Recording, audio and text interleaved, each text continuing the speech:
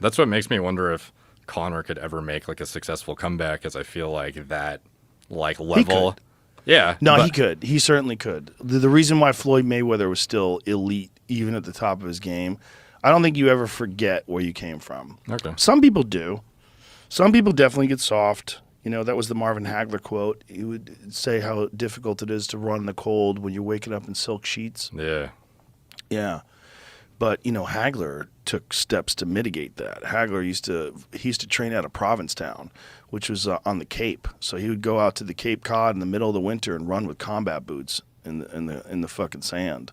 Like, he separated from his family. He would go into like this fucking Spartan training camp. That was his way of staying hard.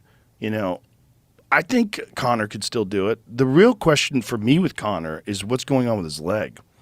Yeah, he has like a titanium fucking plate in it now? Or? Yeah, his leg snapped in half. And no one, and I mean no one, in combat sports has had their leg snap in half and come back and been the same or better. Yeah.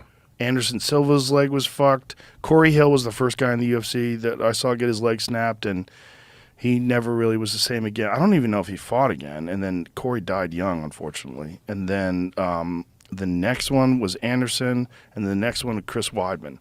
Anderson did fight again, but he was never the same again. And Chris Weidman has yet to fight. I don't know if has Chris Weidman spoke publicly about his leg and the recovery. See if that's the case, because Conor actually brought it up when someone was asking him about USADA. Yeah, he was like, it almost seemed like he was justifying drug use at some point. It was kind of wild. It seemed exactly like he that. was like, you don't know, like, this is like, it was, I took myself out of the pool, everything's on board, and it was like very suggestive of exactly. This was within the rules, and I had to do it, and fuck you if you don't, like, agree with my decision sort of thing. Not only that, he's taking his shirt off and posing constantly, and he looks like his piss would melt that USADA cup. Yeah. Like, it would just, like, burn a hole right through the bottom of that USADA cup. Yeah, if there's ever been speculation. What's this, Wonder Boy? Yeah, 8 months ago on Wonder Boy's channel, there's a video of him training and kicking, I guess. But Oh, great. I wonder how it's doing, though. So here he's training, so maybe he's getting ready to work out again, or maybe getting ready to fight again, preparing for Wonder Boy. But the thing is, it's like there's a big difference between training and really being confident enough in the shin to test it, like getting kicked. So let's see he's just touching. They're touching right here. This is the kind of sparring that he's doing here. Is the kind of sparring, you know, it's called technical sparring. You're just kind of tapping each other. You're almost like playing tag.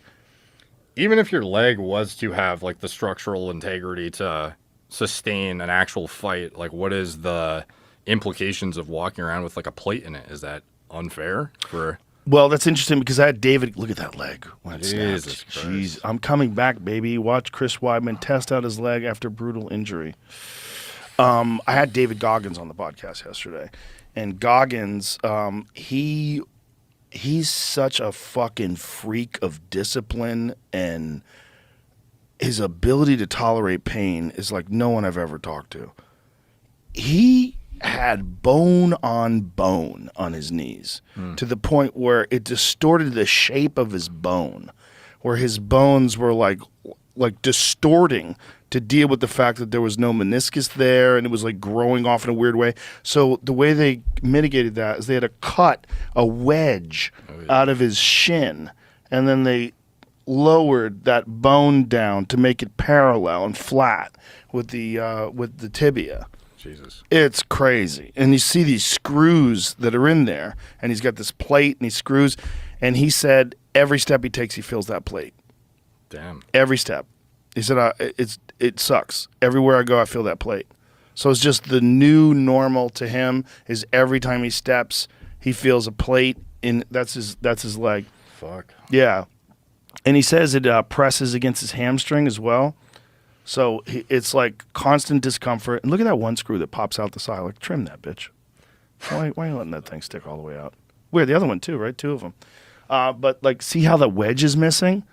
Like, that little wedge slice right there, his knee would go up on the side. So he was almost like bow-legged. Fuck. Yeah. Dude, but look at this. There's no spacing in the fucking knees, man. Yeah. The guy runs 240-mile races with those knees. See, the wild thing to me about him too, and it's like perhaps he's like fully elucidated this in his book or in it podcasts, and I'm just haven't seen it.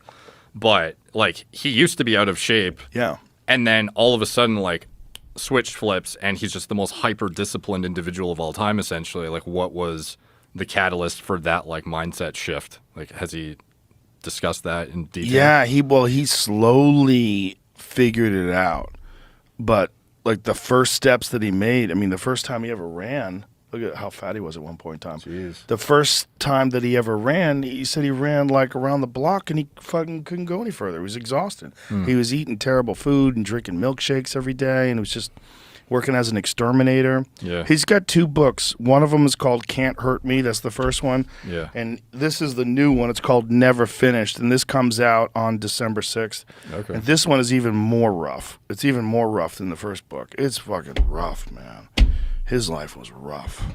And those demons, like, propel him every day. And now he's in this place where he's known as like literally the hardest motherfucker that's ever lived. Like that's who he is. He's this guy that will run like 20 fucking ultra marathons in a month just to show people that it's possible. And that is like a burden too, because now you're constantly attached to this thing where you have to push it to the end, and then you see his body is falling apart.